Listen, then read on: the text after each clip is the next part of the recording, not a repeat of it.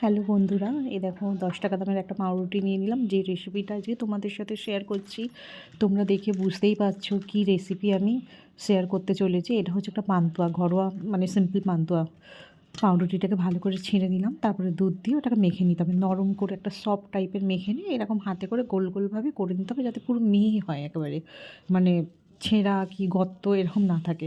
একটা বাটিতে জল দিয়ে চিনিটা দিয়ে তখন আমি চিনির রসটা করে নিচ্ছি। এই যে ফুটতে চালু করেছে, আর ওইদিকে আমার মাখাও হয়ে গেছে। ওটা মাখা হয়ে দেখো আমি এই করে রেখেছি। সব আমার কি বলো তো একই সাইজের হয়নি, ছোট বড় এরকম সাইজের হয়েছে। ফার্স্ট টাইম আমি করলাম এটা। তারপরে হচ্ছে রিফাইন তেল নিয়ে হালকা আছে, মিডিয়াম আছে, তোমাকে এগুলো একটু লাল করে ভেজে নিতে হবে। আমার অনেক আবার পুড়েও গেছে।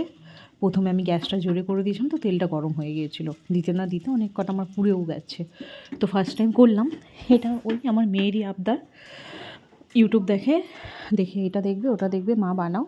আমি ইউটিউব দেখে করে আবার আমি নিজেই ইউটিউবে আমার মেয়ে এটা মানে আমাকে বলেছে করে ছাড়বো, তো করে দিয়েছি। ওই আবার ছাড়বে। দেখো পুড়ে গেছে অনেকে, কিন্তু কালারটা দেখো হয়ে যাওয়ার পর কালারটা কিন্তু ভেজে খুব সুন্দর এসেছে। এবার এটা তো ভেজে সুন্দর এসেছে, এবার রসের মধ্যে দেওয়ার পর কী হবে জানি না। দেখো রসটা আমি করে রেখে দিয়েছিলাম, রসটা করে এবার এখন আমি দিয়ে দিচ্ছি। আমার একটা ভুল হয়েছিল, কী বলো তো, রসটা না ঠান্ডা করে তোমরা যদি করো ঠান্ডাতে দেবে।